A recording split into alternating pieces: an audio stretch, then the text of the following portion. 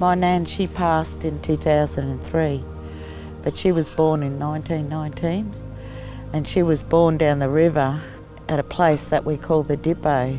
So she was born in the old way. So growing up, she was living that traditional life of living off the land.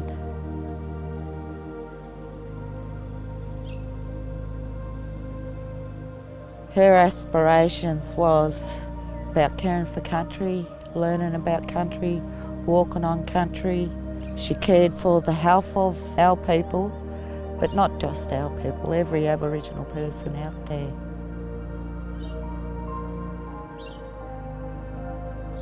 My nan, she was such a strong woman. She could read any land. A certain flower might grow. The wind would change direction. A certain bird coming. Everything meant something. It's very important for me to pass down knowledge that my grandmother passed to me, because that knowledge never gets written.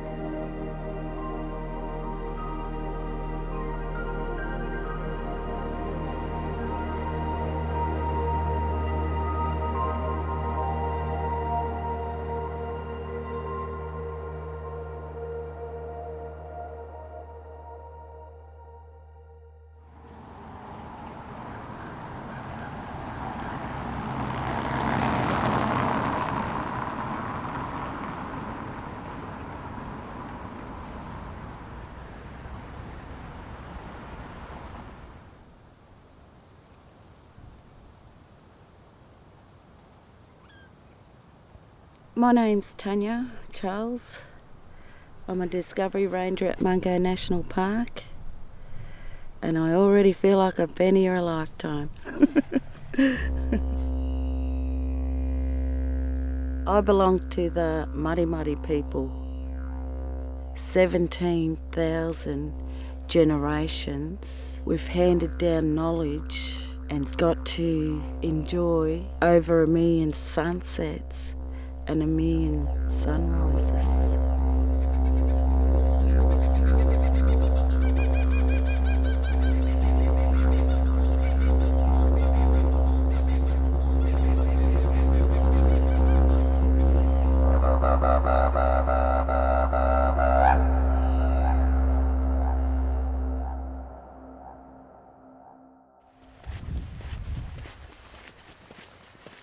Every day I learn something new out here.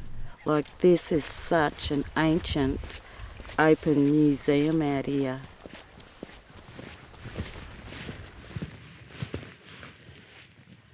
So you can see the ducks staining in the ground. They're all fireplaces becoming exposed, and there's lots of stone tools like knives and scrapers in this area. The erosion out here plays a big part on revealing sights out on the walls. There might be a new fireplace, and so it might have something new in there that I've never seen before. Like when I have found a fish half and it wasn't cooked on the coals. It was actually wrapped up in clay. And that's the way my grandmother taught us how to cook. And I thought, oh my God, that's how long that goes back.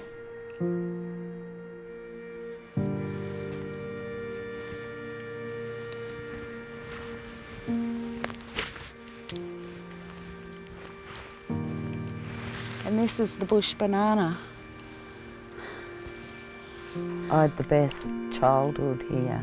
I couldn't wait to get out of school to come to what I call Nan's Bush School, where we got to walk with the animals, learn about the trees, the plants, the bush medicines, the foods we could eat. Yeah, she was just an amazing, beautiful, wonderful person.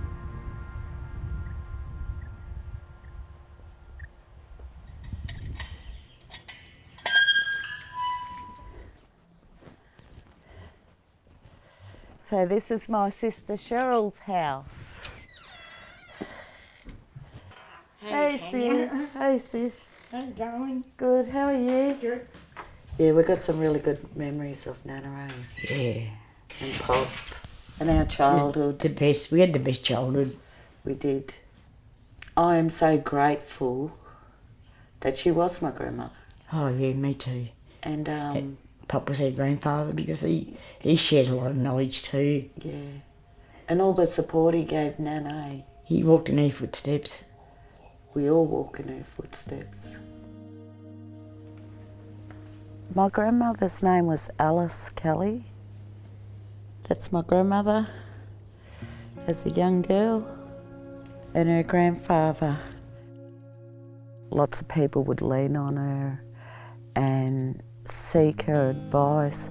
She was such a strong person that knew a lot about the country, and she would share her knowledge so open with anybody that would listen.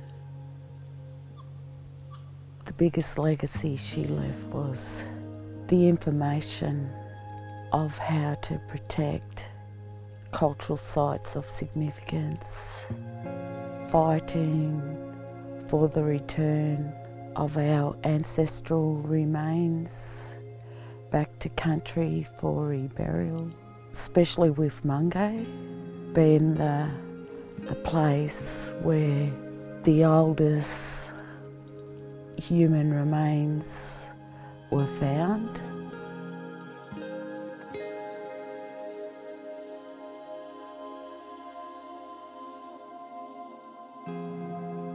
She really wanted to make sure that Mungo lady was treated with respect, because that's part of our connection.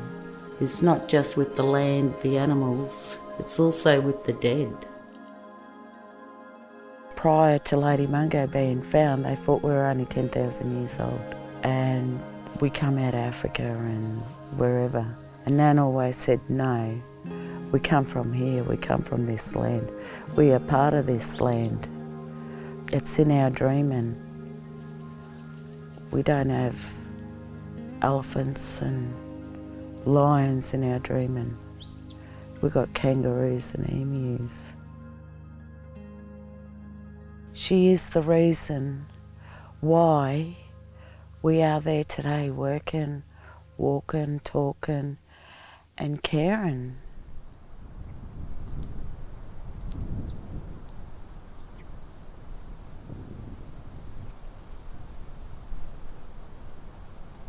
This is a coolamon that was cut out. All the lines that are marked on it are all the people that were massacred here. And this whole area right across here has got lots of these marked trees.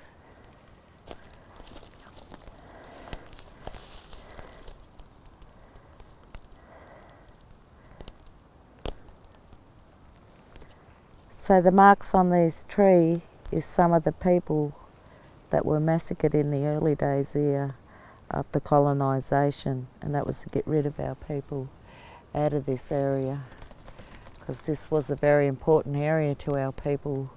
You know, they had the lake just there. There was lots of resources for them. Well, this was all passed down from my grandmother, and that was one of the sad stories that I remember her telling us about. And she come out here with me and showed me all this. Being so young, I couldn't believe that something like this could happen. It's very sad.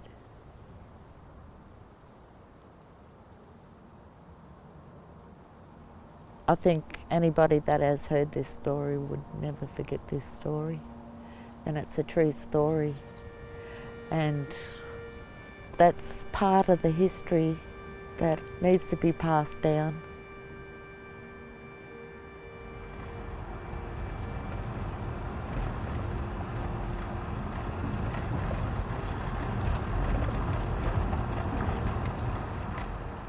Every day I hear Mungo calling, and I believe it's the spirits of Mungo that are calling me back there.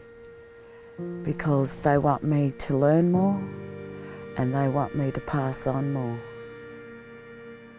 So I've passed on lots of knowledge, not only to my grandchildren, but nieces, nephews.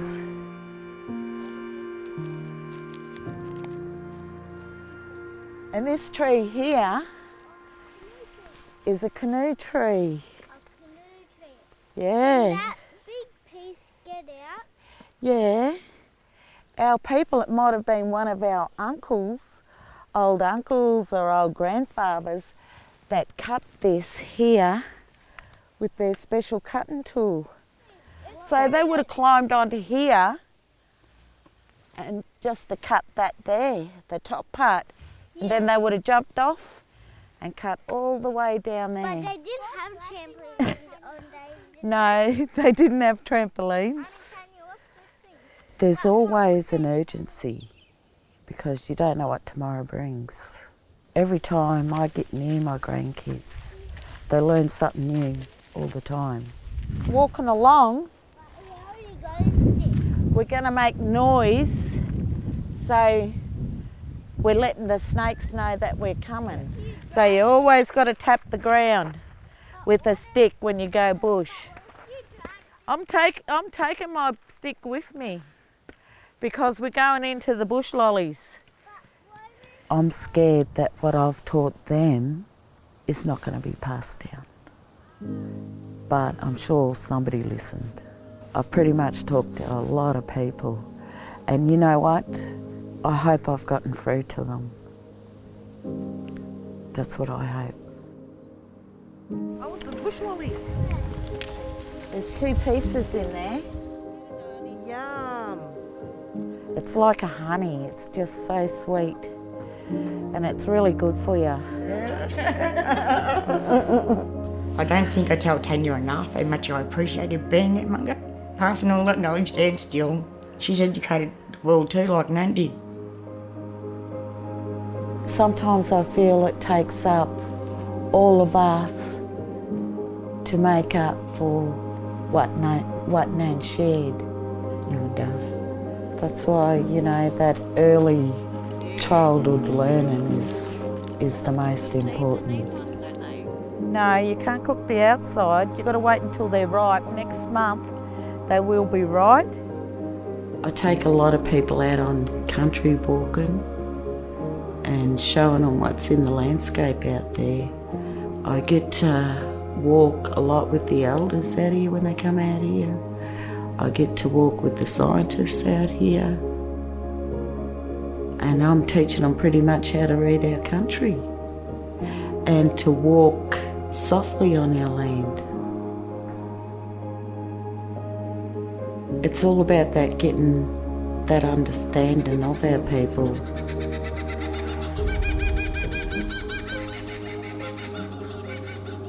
I just love everything about being Aboriginal and knowing that I belong to some of the oldest people in the world.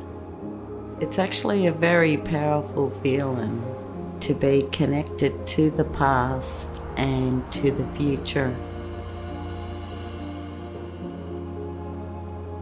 It's important to me to carry on my grandmother's legacy that I was born into.